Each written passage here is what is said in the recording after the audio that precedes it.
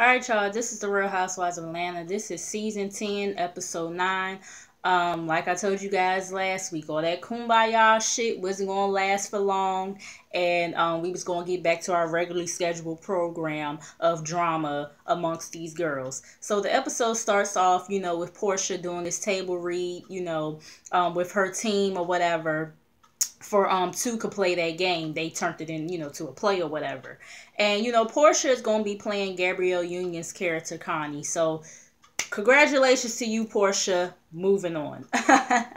So then we have Sheree meeting up with Kim for dinner. And Nene was supposed to meet up with them as well, but we'll get to that in a minute. Sheree is talking about the history amongst the three of them or whatever. And I don't understand why Sheree feels the need to keep on bringing up the history between her and Kim every fucking time. Like, we don't know. Like, we didn't watch the show and saw, yes, you pulled Kim's wig and y'all overcame all of that and have been the best of friends ever since. Like, girl, we know. You don't have to keep on talking about it. But anyway, or keep on giving us the backstory. But anyways, Kim is asking about, the San Francisco trip, and Sheree is like, things kind of got crazy, I needed you there. And Kim is like, yeah, I just couldn't do it after what happened in Nene's house, I've never been around someone like Kenya. And Sheree is like, I never saw you like that before. And I'm like, so y'all gonna continue to act like as if, Kim wasn't in the wrong in that situation. Okay, whatever. So, anyways, Sheree is talking about Portia and Nene's beef and how things kind of got crazy between them and how none of the girls seem to be really fucking with Portia like that right now. And so then, Kim is asking about Kandi and Portia's beef and everything. And, Sheree is like, well, since the whole allegations or whatever, and, Kim is like, oh, yeah, that was some harsh allegations, but Kandi does like to do threesomes with her husband, and your elevator must not go on the top floor if you want to share your husband and everything. Now, listen, I'm not going to say somebody's elevator doesn't go to the top floor if they want to do like a threesome with their, significant other and everything. But I think I told you guys before, it's not something that I would do because, for one, I feel like that's the gateway to cheating. You know what I'm saying? I feel like that's the gateway for, somebody to step outside of their relationship or to step outside of their marriage. And, just not something I would do. And then two, I don't like sharing. And then 3, I don't want no chick touching me in in that way. You know what I'm saying? So yeah. That's why that's why I wouldn't, do a threesome. But like I said, different strokes for different folks. I'm not judging. Just not something that I would do. But anyways, so she swears that, she swears on her kids that Kandi wanted to lick her box. And I was just like, this just feels like Kim just wants to jump on the fucking bandwagon because of the fact that we know that Kandi is a very sexual person. She's very freaky and all this other stuff. And we know that she's dipped into the lady pond. Like, I just feel like she just wanted to jump on the fucking bandwagon. You know what I'm saying? And then Kim be lying all the fucking time. So I don't believe Kim unless Kim provides some receipts. I don't believe her. You know what I'm saying? And, Kandi, she, popped off on Kim on Twitter last night. I'm going to read y'all what she said. Kandi said, I'm sick of these bitches lying on me. At Kim Zolciak, I have never wanted you or your box. And stop swearing on your kids while you're telling lies. Lying ass bitch. Somebody's really reaching for a permanent peach here. This is my house. You're just a visitor. So then Kim responded saying, if anybody's lying, it's you, Kandi. You and your husband are full-on swingers, fucking all kinds of girls and never admit it. And bitch, if it weren't for me, there would be no house. Remember, I built this house. And I'm just like, oh my God, but it's so crazy because some of the comments I was reading, people was like believing Kim, and I'm like, huh? Kim be lying her ass off all the fucking time. Y'all really believe Kim? You know what I'm saying? And like I said, the way it just sounded to me, it just really felt like Kim was just trying to jump on the fucking bandwagon. And I don't believe Kandi. I just don't believe Kandi would want to eat Kim Zolciak's coochie, okay? I don't know how else else to say. I just don't believe, like, you know, people were saying that they believe Kim because, you know, Kandi is freaky and everything. And it's like, once again, like, just because a person is freaky does not mean that they gonna be sitting up here sucking and fucking everything. And yes, I know Kandi has a whole past. But you know, Kim, like I said, Kim be lying too fucking much. She gonna have to provide some type of receipts for me to believe the shit, okay? I feel like don't nobody want to eat Kim's box but Croy, okay? And I'ma just leave it at that. Like, child. Anyways, so, you know, I feel like I spent too much time on that. But anyways, so, you know, Sheree is telling Kim about Tyrone. Apparently, Kim knows about Tyrone too. And, you know, as they're talking, they're wondering where Nene is. You know, she's like an hour late. They call her, and Nene is like, oh, you didn't get the memo. I'm not coming. And she feels like it's elephants in the room with the both of them. Like, pretty much it's an issue with the both of them. And pretty much it surrounds, you know, everything that happened at Nene, you know, everything that happened at Nene's house, you know, with Sheree bringing Kim, and Kim wasn't invited. Kim, you know, breaking shit all up in her house and everything. And, you know, she'll, you know, talk to them at a later time and everything. So Sheree is not sure what Nene's problem is. And, you know, Kim all of a sudden starts talking shit about Nene after, but beforehand she was so excited to see her. Now she's talking shit about her and saying all of this stuff, and she ain't right in the head. And then, you know, she talks about the situation. You guys probably remember on social media this whole thing about, you know, Brielle saying that Nene had roaches in her house, you know, cockroaches in her house, and this, that, and the third. And I remember first seeing, you know, that whole situation go down.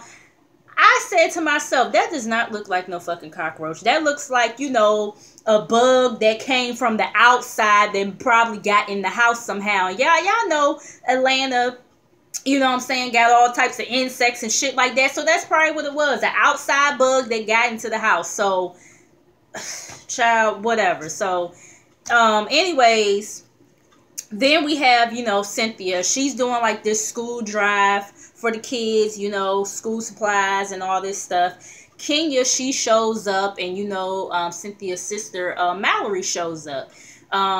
Nene calls on FaceTime, and she says, you know, since I couldn't be there, I have a surprise for you. I want to get all the girls together to, you know, address all of the elephants that's in the room and everything. So, after that, Will, he shows up.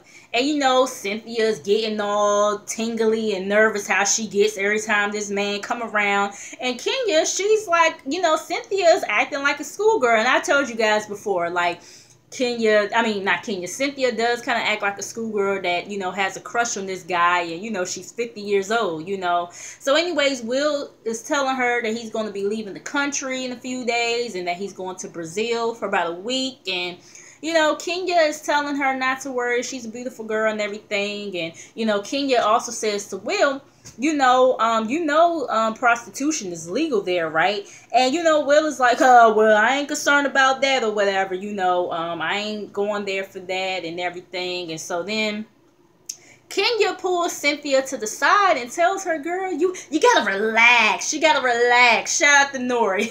I told y'all need to watch Drink Champs. But yeah, you gotta relax, Cynthia. You gotta relax around this man, okay? Just, you know, calm down or whatever. So they go back over there and everything. And, you know, Will takes Cynthia outside to talk for a minute. And then, you know, that pretty much was that with that scene.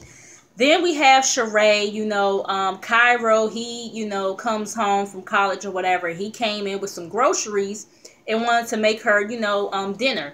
So, she says the kids has never seen her with somebody outside of Bob and everything. And, you know, she gets a call from, Tyrone and, Jailbird Tyrone. I said that's what I was going to be calling him. She gets a call from Jailbird Tyrone or whatever, and Cairo, he goes inside, and, you know, he's telling her about, that he has some good news about his case, and that, I guess the government was withholding some information in regards to his case. And, I guess he's so-called innocent or whatever. And Sheree, she tells him about what Nene said and how Nene is shady and this, that, and the third. And he's telling her that, she's irrelevant and don't worry about that. And, after she gets off the phone with him, she's asking, her son, how's his dating life and everything. And he's like, should I be asking you the same question? And so it's kind of like this awkward silence for a minute. And he's like, never mind, I don't even want to know. So then we finally meet up with the energy reader. Well, this is what Nene put together for the girls to meet up with this energy reader so they can address the elephants amongst the group. Nene shows up first, of course, because she's the one who issued this meeting. And she's telling the energy reader how, they keep on saying it's an elephant in the room when it comes to her. Like it's always Nene, when everybody needs to talk about their elephants or whatever. So the energy reader, she takes Nene's phone and everything because, it's a no phone zone or whatever. Then Cynthia, she comes. And the energy reader is just looking her up and down and everything. And Cynthia looking at her with her shades on like, okay, girl, like your energy's strong too. And, then Kandi comes. And, she wanted to shake the energy reader's hand. But, the energy reader claims that she doesn't give hugs. That she doesn't shake hands. She gives hugs. But we just saw like 10 to 20 minutes prior when Nene and Cynthia came that she shook their hands. So I was like, ooh, shady. Okay. And so then, Nene is asking about the boat ride that, Cynthia had with Will and, Todd and Kandi. And so, Kandi is like, well, girl, let me just tell you, because, I did interrogate him or whatever, because, I do care about you and everything, and you just have to be very careful, this, that, and the third, like, shoot, and I think Cynthia said something about, like, yeah, but you make it seem like I'm not dateable, or something like that she said to Kandi, and Kandi is like, listen, you are very dateable. You're very attractive and everything. And shoot, if I wasn't married, I'd probably date you. So anyways, meanwhile at Sheree's house, Portia shows up or whatever, and then Kim finally arrives an hour and 30 minutes later, and they just still lollygagging or whatever, like they just got all the time in the world, like as if they don't have to get to this damn meeting. So, Portia, she gives Kim her version of what happened in San Francisco, and Kim tells her about Nene not showing up to dinner and how they all don't know what the issue is. And then back at the meeting or whatever, Kenya shows up and the reader hugs Kenya. And, Nene is telling Kenya the rules and everything. And, Kenya is walking away to put down her umbrella. And the reader is like, well, don't walk away when people are talking to you or whatever. And Kenya is like, she's like, girl, I'm putting down my umbrella. Like, what is you talking about? Like, you know what I'm saying? So, yeah, I felt like the energy reader was doing a bit too much with that. Like, it wasn't that serious. But anyways, Portia, Kim, and Sheree finally arrive. The energy reader is telling them no cell phone zone, and Kim acting like she got a problem with it, talking about that's not going to work. I got 6 kids, and I was with Kandi. Kandi is like, girl, please, your oldest is 20. Like, I'm pretty sure she could watch them to make sure everything is cool. And then on top of that, I think Kim's second oldest child is probably a teenager by now, so she could help out too. And then, yeah, I don't know what the hell your husband doing. I'm pretty sure he ain't doing shit, so yeah, girl, bye. So anyways, Kenya, she's trying to tell them, like, everybody gave up their phone, like, it's not that serious or whatever, this, that, and the third. So, Kim, she throwing shade in the confessional talking about I'm not even acknowledging Kenya because she already pissed me off once and I'm not going to let her do it again and blah, blah, blah, blah, blah. So then Nene, explains why they're there. And as she explaining it, as soon as she says something about elephants in the room, the lights start to flicker. I said, ooh. I was like, yeah, that's when I probably would have been exiting stage left. I said, yeah, y'all got bad energy going on here, and I don't need to be a part of it, okay? So the energy reader, and I'm sorry, I can't remember her name, but I didn't even put it down in my notes, but she starts off with Sheree and telling Sheree, know when to start and know when to end, and don't be indecisive about anything, and everything's gonna be all right or whatever. So then she goes to Kandi, and pretty much she says that Kandi be having like deja vu or whatever. Then we have Nene. She says that Nene is not a little girl anymore, and what people think or feel is irrelevant. And, she's like, I can't believe I'm saying this, but you have a heart of gold. I was like, damn, even the energy reader be knowing Nene be on some bullshit sometimes. But she said, yeah, I can't believe I'm saying this, but you have a heart of gold, and, this situation is really, bothering you right now. So then we get to Cynthia. The reader is like, I don't like to have too much information beforehand. I did overhear your conversation. And I'm like, well, shit, that's your fault. And nobody told you to sit there and listen to the damn eavesdrop on conversation, even though I know they mic'd up or whatever. But anyways, she was like, so I kind of had to dig deeper. She tells her sometimes you don't want to hear what people may have to say or whatever, but this may be one of the times that you need to listen. Protect yourself or whatever, but this time they're right. I was like, ooh, they right about Will? But anyway, so Kim is trying to encourage Cynthia or whatever, and trying to tell her not to be discouraged and everything. And, she's saying all this under her breath to, Cynthia. And the reader is, she telling Kim to speak up. Like, what did you say? And, Kim repeats what she says or whatever. And the reader calls her like a Dixie cup or something like that. And Kim is talking about, being a higher power and all this other stuff. And I'm like, girl, you ain't God. what? And she was just, she was saying like, you don't throw shade and all this other stuff. And, she gets to Kenya and tells Kenya that, you're not going to be here long. And Kenya was scared at first. Like, what you saying? I'm about to die or something? And, the reader is like, no, I'm not saying that. Like, you just have a different destiny or whatever. So then Kim starts mumbling under her breath or whatever, and how she's been to all these different type of mediums and everything, and how this is bullshit, and how the reader has negative energy or whatever. So Kenya is over it. Kenya is like, listen, I'm tired of all the back and forth bullshit. So either we gonna sit here and listen, or you can leave. And I don't blame Kenya, because like, oh my God, like, this ain't nothing new with Kim. Whenever it's some shit that Kim don't want to do, she gotta be a fucking sourpuss. She always gotta mumble some shit under her fucking breath. And it's like, girl, if you knew you was gonna be like this, why even come? Why even show up? You know what I'm saying? And can't even say it's because of, religious beliefs or whatever, because you just was mumbling under your breath how you done went to all these different type of mediums or whatever. So it's just like, oh, God, girl, whatever, okay? So, the reader, she wants everybody to switch seats, I guess, to get the energy back right or something. I don't know. Granted, listen, I ain't never been to no energy reader, medium, psychic, or whatever. It's just, it is kind of weird to me. I'm not saying I would never do it, but it is kind of, weird and everything. But,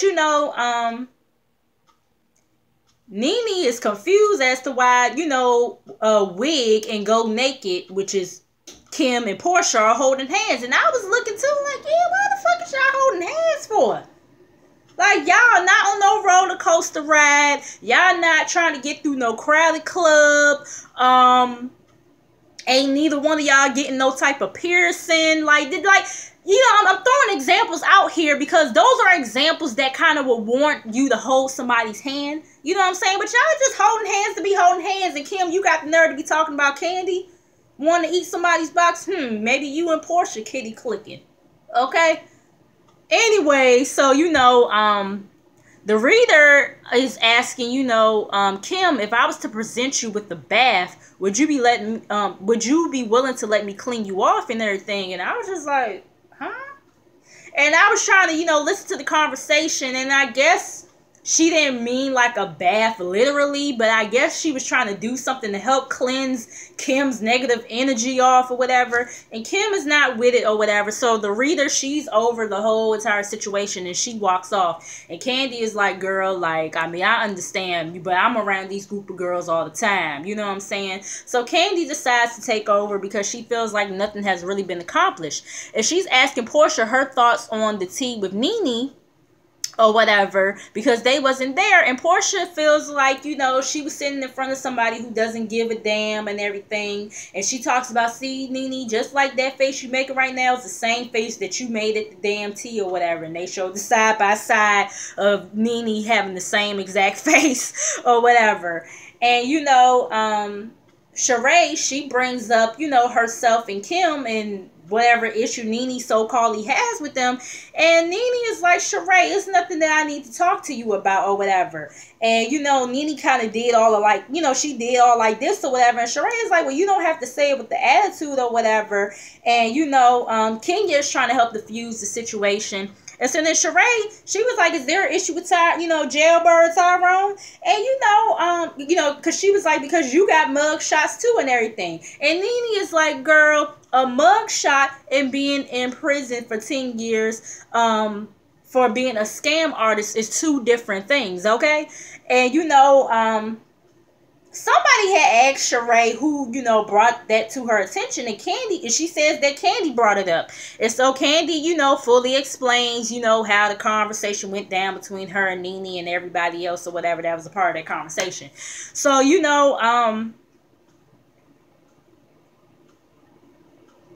Nene is saying, I never said that you couldn't be with him or whatever. So then,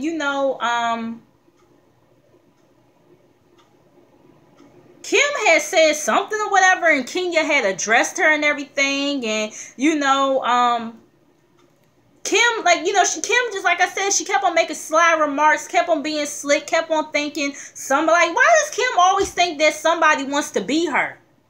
Don't nobody, or to be somebody else. That's what it was. Because Kenya had said something, and, that's when Kenya said something to Sheree. And that's when Kim was like, don't worry, girl. She just wants to be you or whatever. I said, oh, she want to be Sheree dating somebody that's in fucking prison for being a scam artist when she got a husband that's out here. Yeah, they might not live. Well, I don't know if they live together now. But, during this time, they not living together or whatever. But, I mean, her husband still isn't in prison. He's just in a different state. So Sheree's man or whatever is in fucking prison. So, like, yeah, she really wants to be Sheree. Kim, like, please come the fuck on. Like, Kim just be saying stupid shit, and I'm just, y'all know I don't like Kim. I don't like Kim, okay? So, she's, Kenya is asking Kim, like, what's the issue here? Like, can you be quiet and respectful? And, she wants to get to the bottom of her and Kim's issues. And she's like, because Kim was on her phone or whatever. So she's like, well, I'll wait for you to put your phone down and everything. If you want to have a conversation. And, Kim is like, nah, I don't really want to or whatever. So then Cynthia wants to know the issue between them two. And, Kenya is like, I don't have a problem until somebody has a problem with me. And, she talks about Sheree's housewarming and how Kim jumped into the middle of her and Sheree's shit. And they showed the flashback, which Kim did. Then they showed the issue that happened at Nene's crib. And, y'all all know she came from me. And Cynthia agrees. And then Kim gonna have the nerve to tell Cynthia, Cynthia, love, don't, just be quiet or whatever. You don't know what's going on. And Cynthia says, don't tell me to be quiet, Kim. You know what I'm saying? I said, Kim, you about to bring 50 Cent out. You know what I'm saying? Y'all know Cynthia not really a confrontational person. But, I mean, if she would have got up in that moment, I wouldn't have been mad, okay? Like, girl, Cynthia is older than you, and you gonna tell her to be quiet, although you look older than her. I'm just saying. But anyways, so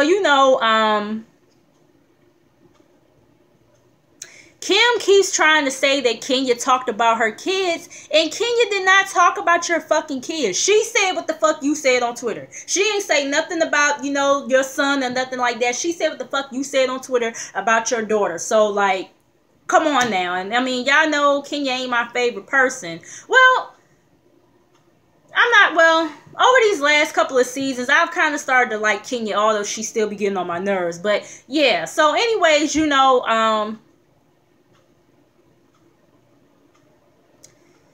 Nene tells them that, you know, she thanks them for coming or whatever. And, you know, she tells Kim to stay back so they can have a conversation. And, you know, she feels as though Sheree didn't need to be there. So I guess she was just using Sheree as like a decoy to make it seem like she had a problem with Sheree too. But her issue really was with Kim. I don't know. But, you know, I guess Nene felt some type of way when Kim had made the whole handicap comment when, you know, Greg had just been out the hospital for only a few days. And, you know, for Kim to have had heart issues in the past, she thought Kim would have been a little bit more sympathetic, you know, towards that situation. And Kim is like, I would never make fun of Greg. I love Greg or whatever, and this, that, and the third. And, you know, Kim feels like Nene has been off. And, you know, like at her party, she thought Nene was on drugs. I was like, what?